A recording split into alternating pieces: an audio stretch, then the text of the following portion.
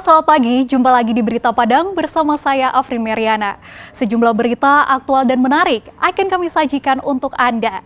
Berikut 3 berita utama pagi ini.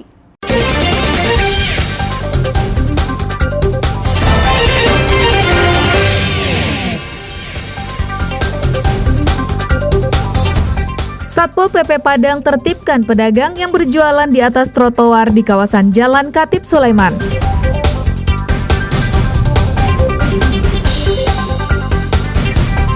Pengedar sabu-sabu ditangkap polisi saat bersembunyi di belakang rumahnya.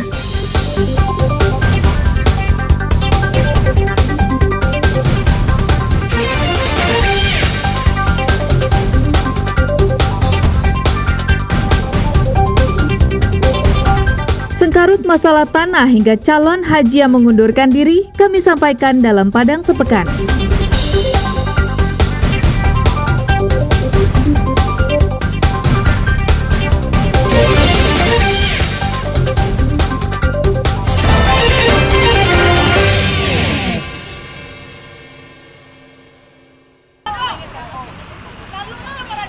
Petugas Satpol PP Padang menertibkan pedagang yang berjualan di atas trotoar jalan di kawasan Khatib Sulaiman, Kecamatan Padang Utara pada Rabu malam.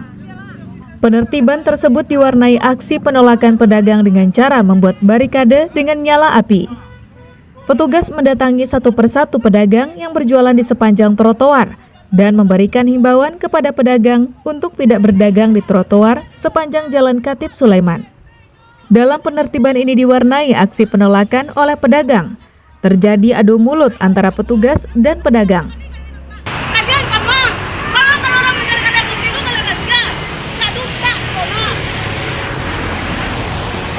Namun petugas Satpol PP Kota Padang tetap menegur dan mengimbau pedagang agar tidak berjualan di trotoar. Jadi begini, Khatib Sulaiman itu termasuk istilah kami karpet merah yang kita harus bersihkan dari seluruh PKL karena ini termasuk jalan utama. Jadi tadi ada insiden sedikit, ada masyarakat yang tidak mengerti. Nah, alhamdulillah setelah kita kasih pengertian, mereka mengerti dan kita sama-sama menjaga dalam rangka menyambut afeksi untuk Kota Padang. Jadi intinya mulai dari Gerenzuri sampai ke ujung Khatib Sulaiman tidak ada PKL dan bebas PKL.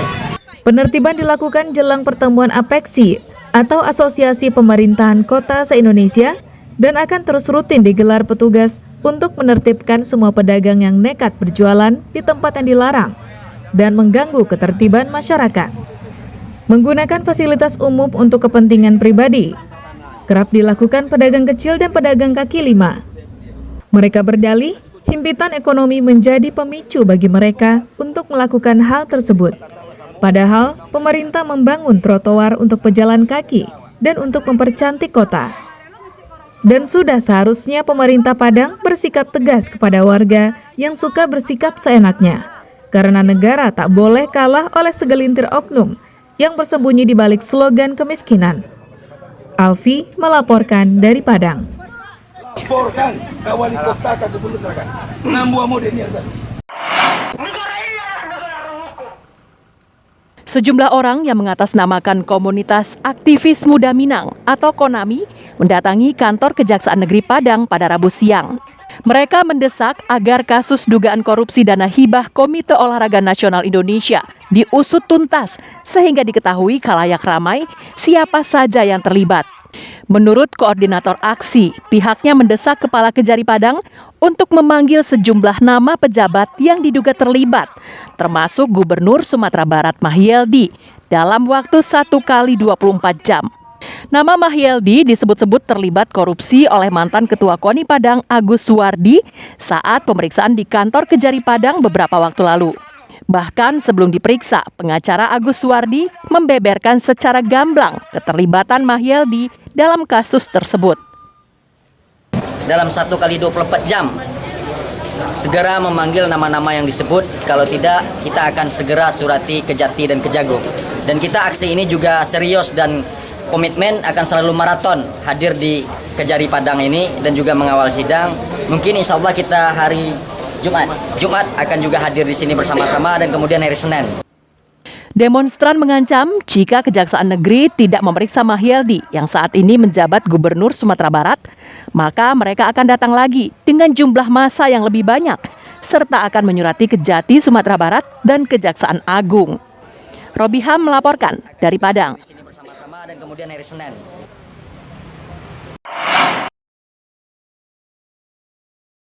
Kawasan Kandi, Kota Sawalunto, terdapat 393 hektar lahan bekas tambang batu bara yang dieksploitasi sejak zaman Belanda hingga tahun 2000-an.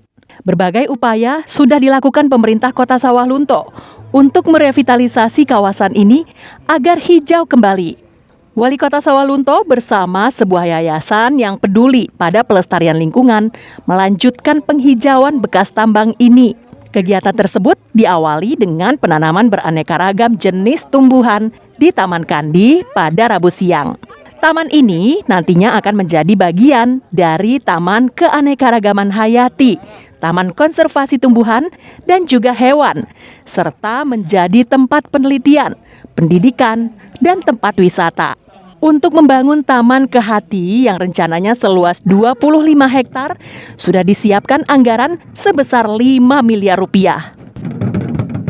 Tidak hanya jadi taman yang indah, yang hijau, tempat wisata, sumber ekonomi, tapi juga ini menjadi tempat penelitian, tempat pendidikan. Taman Kehati itu tidak sekedar hutan kota hutan kota di mana kita bangun pohon-pohon, kita nikmati itu juga, tetapi juga benar-benar membangun sebuah ekosistem. Kita bisa menanam di sini, meneliti jenis-jenis tumbuhan, jenis spesies, kita budidayakan. Mungkin dijual juga nanti oleh masyarakat pengolah. Jadi ada unsur pembudidayaan dan ekonominya. Alhamdulillah sudah terhijaukan dan termanfaatkan, baik itu kegiatan wisata dan kegiatan-kegiatan lain. Berarti tidak ada bekas tambahan terlantar ya Pak? Yang khusus di 393. Kalau di luar 393, bekas tambang milik perusahaan itu memang dilakukan reklamasi oleh perusahaan. Khusus di lahan 393 ini merupakan konsep kita pengembangan lahan tambang untuk bermanfaat bagi kehidupan masyarakat. Taman Kehati Sawalunto ini pertama kali di Sumatera Barat, bekas tambang yang dijadikan kawasan konservasi. Diperkirakan taman ini akan ditumbuhi lebih kurang 10.000 pohon dengan 96 spesies tumbuhan lokal Sawalunto. Arset Kusnadi melaporkan dari Sawalunto.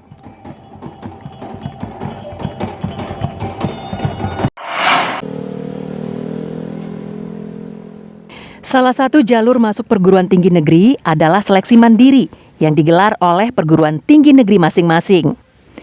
Namun tingginya biaya masuk yang dibebankan kepada calon mahasiswa menjadi keluhan sendiri bagi masyarakat. Untuk tahun ini, Universitas Andalas Padang membuka pendaftaran mahasiswa baru melalui jalur mandiri yang diberi nama Seleksi Masuk Universitas Andalas atau SIMA-UNAN. Pendaftaran sudah dimulai tanggal 7 Juni 2022 hingga tanggal 25 Juni mendatang. Ada beberapa cara untuk ikut SIMA-UNAN, yaitu melalui subjalur akademi, subjalur prestasi, subjalur kerjasama, dan subjalur disabilitas. Untuk jalur akademi dinilai berdasarkan hasil ujian tulis berbasis komputer atau UTBK pada seleksi bersama masuk perguruan tinggi negeri SBMPTN yang digelar beberapa waktu lalu. Untuk subjalur prestasi berdasarkan prestasi yang diraih siswa pada Olimpiade Sains, prestasi olahraga, kesenian, dan agama. Untuk tahun ini, UNAN menerapkan biaya masuk yang disebut biaya pengembangan institusi yang besarannya masih dalam pembahasan pihak kampus. Biaya pengembangan institusi ini di luar biaya uang kuliah tunggal (UKT) yang dibayarkan per semester. Kita nanti akan kita tetapkan segera dan sekarang dalam perancangan. Jadi untuk penetapan uang kuliah yang jelas UKT tetap, tapi nanti untuk SIMA ini istilahnya pengembang institusi namanya gitu ya. Nah ini kita tentukan nanti dan itu sudah tetapkan juga dan nanti akan akan kita sampaikan berapa nanti beban atau biaya yang juga bisa ditanggung oleh peserta ketika mereka lolos seleksi mandiri ini. Masyarakat yang anaknya akan masuk perguruan tinggi negeri mengeluhkan biaya masuk melalui jalur mandiri yang dianggap terlalu memberatkan. Terlebih pada kondisi ekonomi yang serba sulit seperti sekarang ini, di mana harga-harga kebutuhan sehari-hari membumbung tinggi. Berdasarkan data tahun lalu, biaya masuk melalui jalur mandiri mencapai 150 juta. Namun besarannya sangat bervariasi, tergantung program studi masing-masing. Kemampuan finansial dari orang tua ini banyak sekarang di bawah rata-rata. Jadi kita sangat sayangkan anaknya ingin mencapai tujuan kuliah di perguruan tinggi yang negeri dengan jalur mandiri, tapi tidak tercapai dengan gara-gara adanya uang pangkal yang terlalu tinggi atau terlalu mahal. Artinya kan nanti salah arti bagi masyarakat, bagi saya sendiri, seolah-olah ini ada tujuan komersil yang teruntuk untuk bisa masuk perguruan tinggi ini dengan jalur mandiri. Berdasarkan penetapan dari masing-masing perguruan tinggi negeri pada umumnya yang mempunyai jalur mandiri, itu ada beberapa yang sangat-sangat memberatkan masyarakat. Biaya untuk masuk atau istilah sekarang ada uang pangkal. Uang pangkal tadi yang menjadi suatu persoalan, sehingga kemampuan anak itu karena ketidakmampuan orang tuanya akhirnya tidak mengikuti atau bahkan nganggur, tidak masuk kuliah. Masyarakat berharap agar Universitas Andalas dan perguruan tinggi negeri lainnya di Kota Padang menerapkan uang masuk yang terjangkau agar anak mereka dapat mengenyam pendidikan tinggi dengan biaya yang terjangkau. Seleksi mandiri merupakan jalur terakhir untuk masuk perguruan tinggi negeri. Sebelumnya sudah digelar seleksi nasional masuk perguruan tinggi negeri (SNMPTN) dan seleksi bersama masuk perguruan tinggi negeri atau SBMPTN. Pengumuman SBMPTN sendiri baru akan dikeluarkan tanggal 23 Juni 2022 mendatang. Laude Juhardio Anse melaporkan dari Padang.